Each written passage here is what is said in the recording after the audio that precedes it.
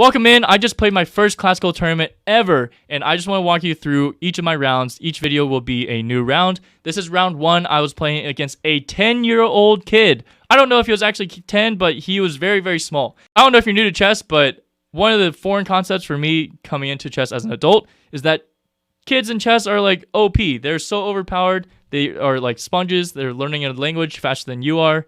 And I was a little bit scared, and there's a lot of drama in this game. Chat, be aware. Good luck to everybody. And I'm going to turn the music on. E4. Of course, I go with the Caro-Kann. Why would I not? Okay. And he goes with this variation. And I'm like, okay, you know how many times I've played this variation with Zaccordo? A million times. But he plays a little bit differently than Zaccordo. He does not play like the ultra theory line. So all of a sudden I'm in like new territory. But in general, like what you do is you bring this knight over on f8. Because typically what white will do, basically the more like theory is going to be like c3 here. I go here, you go this way, castles, queen c2, check, this, and then you get out of the way. So basically like this is more like of a normal setup, and you know, this is what I'm used to playing. Basically a battery coming to h7, the knight on f8 to protect it, and then you move on with life from there. So that's kind of just what I'm familiar with. In the actual game, knight f3 instead, bishop c4 instead, bishop d3, and I'm like, okay, this is the first time when I was like really thinking. Until this point, I was just blitzing out moves, and I was thinking, do I play knight f8 because that's what I'm comfortable with, or do I play knight b6? I was thinking about knight b6 because the bishop moves, right? And I was thinking, wait, if the bishop moves to d3, then what am I doing? I'm kind of helping him reestablish this threat, and I'm like 2 tempi away from protecting it. So I was like, I don't know. But at the same time, I could also jump in with knight d5 and try and pick off the dark square bishop. So I was kind of weighing the two options. Apparently, this is definitely the way to go, but unfortunately, I just went with the comfort zone. And yeah, at this point, queen a5, a little bit dubious, but the idea is, okay, what am I threatening? Nothing really, right? But I am threatening to rotate my queen over to h5, and there's nothing legit right now, nothing concrete, but it's just something I wanted to have with a lot of pressure going this way. And ideally, you know, if white just did absolutely nothing, then I can go here and threatening to remove the defender. But that's all elementary. This is classical, so obviously they have time to think. He just plays h3 immediately, and here, chat, you're gonna be disappointed in me. You're gonna be very disappointed in me. But I spent over 10 minutes thinking about the next move, and this was game 60. So 10 minutes out of 60 minutes is actually quite a lot of time. That's a big chunk of the clock. To sack or not? Yep, that's an idea for sure. Okay, so I was thinking, why don't I play g5? Okay, g5, just bulldoze everything forward. You can't take, his pinned, all this stuff, like whatever. Like, I don't know. I don't know what happened. But I also completely blanked on the fact that knights can go backwards. I was like, Kevin, you just spent so long calculating this, and you forgot one of the most obvious moves. Knight goes backwards to just get out of all this nonsense. And look at this. Now the queens see each other, and I have to trade. I spent another like 5 minutes trying to find a way if I could play like g4, and I was like, that's literally just impossible right now. So the other option I was thinking about was like taking here, but that also didn't look appealing. I think I was looking at this and then g4, but it doesn't work. Yes, this is pinned, but it just doesn't work because f3. And now, like, what am I doing? Like, yes, this is pinned, but like it's defended, and all this is about to break open. So I chose not to do this. Instead, I just said, okay, I'm just gonna take, and we're gonna simplify, and I just got this ugly structure, and we're gonna live life. And it's like, okay, no queens on the board. Like, it's fine if the pawn structure is not like perfect, right? But then I make some very questionable decisions. Like, by this time, I had already, like, by move 20, I really remember. Oh, also another issue here is I should have just taken. Like, I don't know what I was thinking about.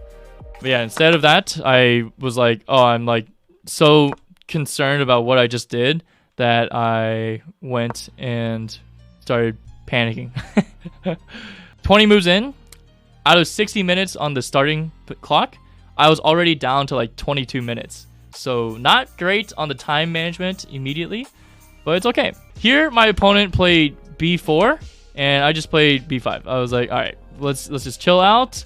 I finally took back because I was like, why would I not? And rook e4, best move.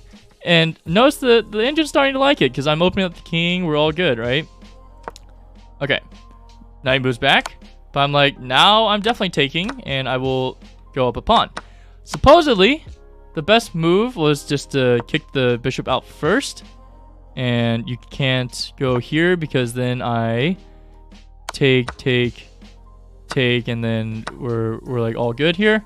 Because, boom, checkmate, right? So instead of going bishop d3, you have to go back to bishop b3. And apparently my knight just starts waking up and getting into the position. But I didn't play that. I just went for this easy win a pawn, simple moves, move on with life. And here I was like, oh, I still have this like idea, right? And I took, and I was like, okay, we're gonna start coming forward. And yeah, I missed some stuff here. Definitely missed some stuff. Yeah, another disappointing move. I should have just gone with this idea. I was thinking about this forever and ever and ever. But unfortunately, I was taking so much time on figuring out if knight f4 would work for so long. And there was one of those moments where I was like, I've calculated so many different lines in this that I was getting tunnel vision. And I was like, okay, let's... I've thought about it so long, I might as well just play it. Not realizing that my other candidate move was just so much simpler and cleaner. I should have just done that. So instead, I went for this nonsense. And it's really bad because you notice that I have a triple stack of pawns. Never a good thing. I mean, I think there was one GM that won with like this triple stack and double stack isolated pawns. But I'm not a grandmaster. I don't know how to play like this. This is actually just horrible. And yes, the H-file was the key to attack, and now I don't have a second rook to attack on the H-file. And we are struggle busing, like it is +1, right? And not only that, but we're getting forked. So a nice little fork here because this is disastrous. It's going to fall, and he's going to have all these pawns.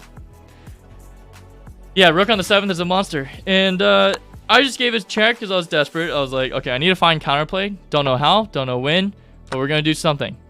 And even just here, why not take this pawn? My opponent did not. I was like, why wouldn't you take this pawn and then take that pawn?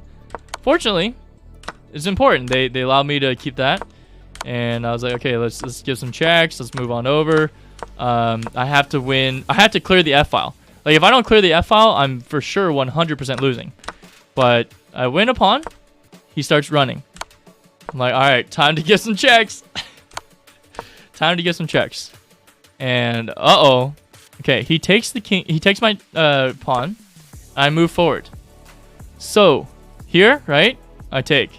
So he's got to figure out a way to coordinate his rook and his king to promote. I mean, literally just bring the king over. Like, not that difficult. And also, like, rook e5 just to block. He starts bringing the king over. I'm like, all right, give a check. He brings the king over. Uh-oh. Wait. I'm like, give active rook. Give checks. My last effort to try and hold is a little trick. Chat, it's +10 still. How do you convert this for white? There's actually multiple different ways, but the cleanest way that I saw that I was 100% counting on my opponent not seeing is, drum roll please. The best way that I saw to defend this as white. Rook a6. You are pinning this, attacking all this, right? And if you take, all of a sudden, I have a queen as white versus a rook. And this is going to be more powerful. On top of that, I have an extra pawn, unless you take it. But even if you take it, it should be completely winning. But anyway, so my opponent did not find that. And I was down to like 3 minutes. Like, I had very little time. So, of course, my opponent's just like, oh, like, it's time to go. And I used that to my advantage because I played this knowing that he was going to be like, let's convert and like push my pawn. Let's do it. He promotes. I take, he takes, and all of a sudden, look at the board, chat. It's transformed into the position where I have 2 f-pawns. My king is pretty much safe. The a-pawn is blocking this rook from actually protecting. Like, you cannot go like this because it's not in time. I play f2. Uh-oh. Uh-oh. Look who's got a queen now. And he starts trying to push, but I give him this check. I collect the pawn. And then, basically, I'm low on time. I'm kind of spazzing out. And, yeah, basically, I just give this check. And I'm like, all right, I'll push. And then he made me play all the way until checkmate, which is fair. Because at this point, I definitely had less than 3 minutes on the clock still. And, I mean, I didn't write the rest of the moves because I had low time. So I was just play. And that's how I swindled a 10-year-old child out of a chess game. Am I proud of it? No. The biggest takeaway I can take from this game is that if you are looking at something complicated, doesn't matter if you spent all of your time looking at it, if you don't have anything concrete or a good intuition that the position is going to be good, don't do it. Choose the other candidate move, which is much more solid, okay? Way more solid. Hope this helped and hope you enjoyed. If you want to check out more games, then check out that video right there. Happy learning, everyone.